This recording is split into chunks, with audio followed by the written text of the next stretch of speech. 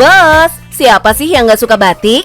Tradisi leluhur bangsa yang menjadi warisan budaya tak benda dari UNESCO ini menjadi kebanggaan bangsa Indonesia di dunia internasional. Dengan motifnya yang beraneka ragam, batik tidak hanya digunakan dalam acara resmi, bisa juga digunakan untuk sehari-hari nih bos. Kalau bos-bos pengen banget menambah koleksi batiknya, bisa banget mampir ke Cirebon, Jawa Barat, salah satu sentra penghasil batik berkualitas. Gak heran sih kalau banyak publik figur kenamaan yang datang kemari. Mulai dari Denny Sumargo, Sandiaga Uno, sampai Chelsea Islan. Hai bos, selamat datang di BT Batik Trusmi Cirebon. Di belakang saya ada ibu-ibu pengrajin batik Trusmi ya. Alhamdulillah aku udah menjalani bisnis BT Batik Trusmi ini dari usia 17 tahun. Mau tahu perjalanan bisnis saya? Tetap di Cuan Bos.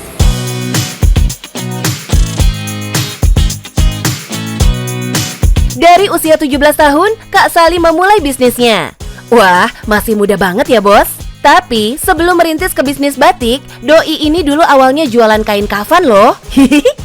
Sebenarnya awalnya tuh aku nggak jualan batik dulu. Yang aku jual adalah kain kafan. Nah banyak banget yang nanya, ih kenapa sih kok jualan kain kafan? Serem amat gitu. Jawabannya karena itu yang paling gampang.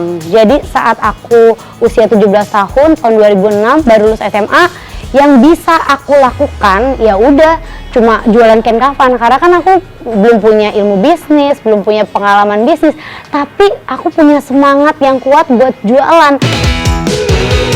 Lebih mudah dan murah ya kak. Namun sayangnya nih bos, bisnis ini nggak moncer sama sekali.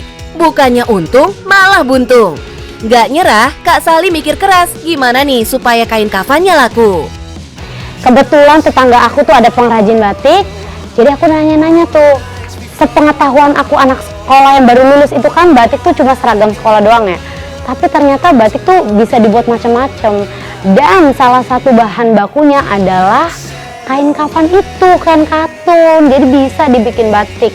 Dari situlah sisa kain kafan yang gak laku, aku kasih pengrajin batik, aku melihat proses batiknya, dan disitulah aku jatuh cinta banget sama batik.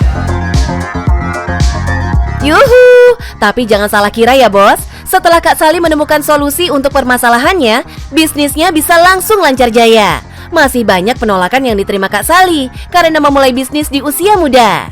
Ini barang dari mana? Kamu kan masih kecil-kecil. Dulu kan saya waktu jualan mulainya dari 17 tahun ya. Mungkin orang nggak percaya saya bawa satu karung barang itu barang dari mana. Pernah, tapi justru orang ketika meremehkan kita, itu tergantung respon kita mau seperti apa. Kalau respon kita negatif, kita akan menyerah, insecure, ya kan, mungkin patah semangat. Belum selesai dihadang usia muda, barang dagangan batik Kak Sali banyak ditolak karena dianggap kurang update sama motif zaman now. Terus aku jual tuh ke pasar Tanah Abang, ternyata batiknya nggak laku. Aku nanya kan kenapa sih nggak laku? Ternyata batik yang aku buat tuh kayak udah ketinggalan zaman gitu loh, ya kan? Tapi dari situ aku belajar. Ternyata inilah perbedaannya. Ketika kita sekolah, kita belajar dulu baru ujian. Ketika kita berdagang, kita dikasih ujian dulu, baru kita belajar. Ya nggak laku kenapa? Oh iya, saya lupa loh, nggak survei market dulu. Market tuh yang lagi dibutuhkan apa, yang lagi disukai apa. Kerennya nih bos, salah satu cara yang dilakukan Kak Sali untuk menciptakan batik-batik yang memukau adalah berkolaborasi bos dengan genre fashion yang berbeda.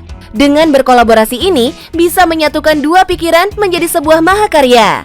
Jadi dua market yang tadinya aku kan bikin tuh denim life, kita berkolaborasi dengan public figure. Orang-orang yang suka jeans yang tadinya nggak tahu batik, ternyata ketika saya berinovasi bikin produk yang namanya denim life, itu jeans dikombinasi dengan batik, akhirnya komunitas jeans ini suka pakai batik gitu. Hasil dari kolaborasi ini juga sukses nih, bikin batik Kak Sali go internasional lewat New York Fashion Week bos di tahun 2023 ini. Wow banget kak. Salah satu motif batik yang ditonjolkan oleh Kak Sali adalah mega mendung, percampuran unsur Tionghoa dan lokal. Jadilah motif awan-awan. Jadi ini bukan motif Naruto, tapi ini motif batik khas Cirebon. Selain motif, Kak Sally juga menyuguhkan warna-warna yang cukup menarik dan kekinian bos, colorful. Bikin anak muda makin pengen make deh. Oke banget dipakai buat harian nih. Kak Sally, bolehlah tahu berapa sih kira-kira omset dari usaha batik ini? Nah, kalau omset dan berapa pieces jualan itu jujur saya memang nggak detail ya kan. Ini tersedia dari yang harga 100.000 dapat 4 baju. Oke deh, kalau begitu tim cuan aja yang hitung-hitung ya.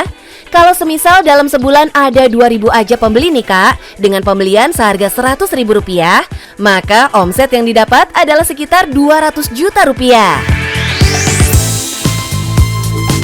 Wow, lumayan banget nih, ratusan juta rupiah tiap bulannya. Cukup banget buat ngebantu pengrajin batik lokal di daerahnya. Gak hanya itu, Kak Sally juga mendirikan rumah tahfiz dan rajin bersedekah. Investasi jalur langitnya gak putus nih bos, hebat. Gak berhenti cuman batik, saat ini Kak Sally juga udah bikin one stop shopping. Alias kalau datang ke butik Kak Sally gak cuman bisa beli batik. Di sini juga ada toko oleh-oleh yang menampung UMKM lokal. Selain itu, pengunjung bisa membawa oleh-oleh berupa pisang bolen dan bolu pisang fresh from the oven.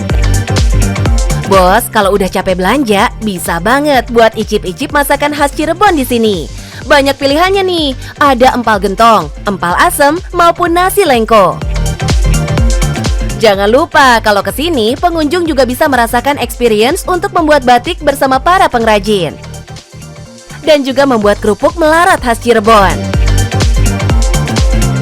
Bukan cuma belanja batik, tapi juga menyediakan experience melihat langsung proses pembuatan kerupuk melarat khas Cirebon. One stop shopping ya, bisa semuanya, mau kulineran juga ada. Karena di BT Batik Tresmi ini dapat rekor dunia sebagai toko batik terluas di dunia. Terwowo nggak bos sampai masuk muri? Dari batik yang ditolakin di pasar Tanah Abang bisa segede ini. Sifat pantang menyerah Kak Sally ini patut dicontoh ya bos, untuk menjadi pengusaha muda dan kaya raya. Bos, kalau ingin berbisnis kita harus jeli melihat peluang usaha. Yang penting cuan bos.